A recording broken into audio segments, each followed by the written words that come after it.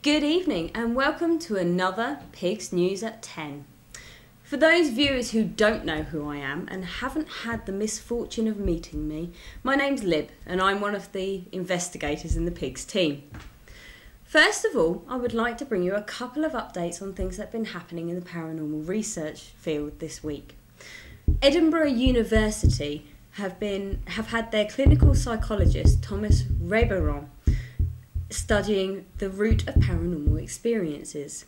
He's been interviewing people of a various different nature for the last 6 months, and he's been asking them all about their different experiences, ranging from UFO encounters to healing to poltergeist activity. He's been trying to identify a common ground and a common trait that these individuals might share to understand what type of people have paranormal experiences. He has apparently established that these people are not all stark raving lunatics, unlike myself.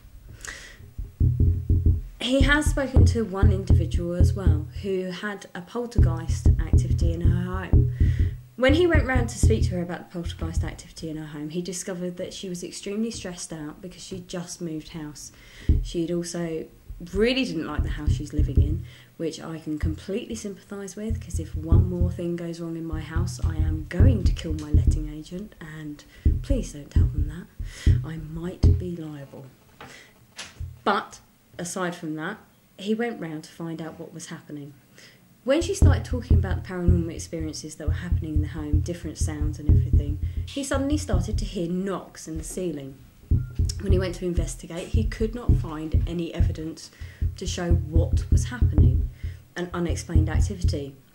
We might assume that was paranormal. He put it down to the fact that all her stress and hatred for the house was being displaced onto the actual house itself and causing these phenomena through a psychological means.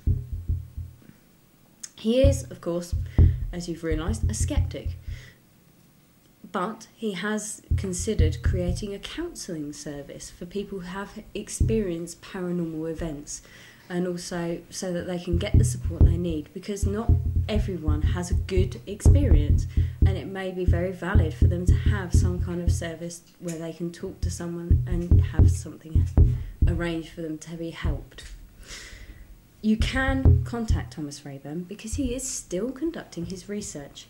So for all of those of you who are interested actually, he is going to be conducting this research for the following year. You can contact him at espexperiment@googlemail.com. In other news, the same university, Edinburgh University, have also recently acquired a £27,000 grant to recreate a German poltergeist experiment. In the prior experiment, whenever cameras were placed into the building in each room, the poltergeist activity would stop. Obviously, they decided that this was a problem. The university now is creating a new experiment to see if these results would be the same now, and under different circumstances if things might change. If you're interested in any of these news stories and other such items like it, you can visit the university's website. They have a parapsychology department, and they're actually also conducting different experiments into things like remote healing. So it is a good site to check out, and if you are interested in actually trying to help evolve the field of parapsychology and paranormal, then you can actually have a look at the website and contact them.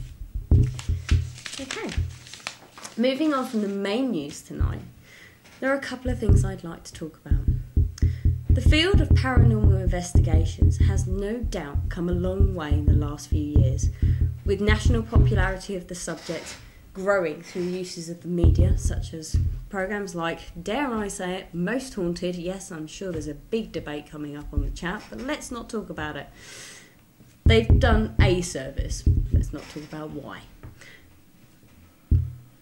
But are the paranormal investigations we're conducting continuing to evolve the field substantially, or are we actually standing in the way of our own development?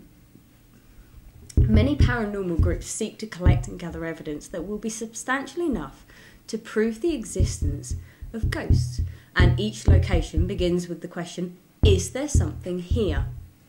But is the question truly fit for the purpose for which it was intended? The question itself leaves little to truly challenge any paranormal investigator, for in most locations, if you visit more than once, you will find something